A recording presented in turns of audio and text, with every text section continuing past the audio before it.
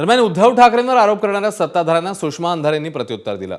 अंधारेंनी Amit शहांसह Hemant Godse, Deepak केसरकरांचे photo दाखवत टीका केली। या प्रकरणी सखोल चौकशी व्हावी अशी मागणीही त्यांनी केली। हा भूमिपूजनाचा फोटो आहे आणि हेमंत गोडसे उभे आहेत। आता या भूमिपूजनाचे पूजा कोण करत आहे? हे हेमंत गोडसे। परत एक फोटो।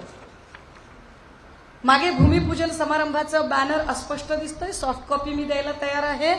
आणि हे भूमिपूजन MIDCच्या शी संबंधित आहे।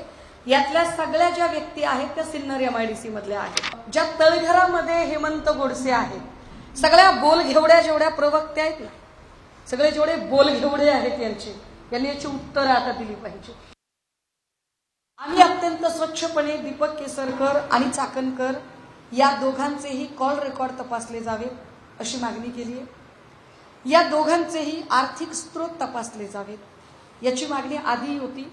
याच्यानंतर मी CM साहेबांना भेटेल, मी EOWच्या ऑफिसला जाईल, मी त्यांच्यासमोर मांडेल। ABP माझा, उघडा डोळे बघा नीट।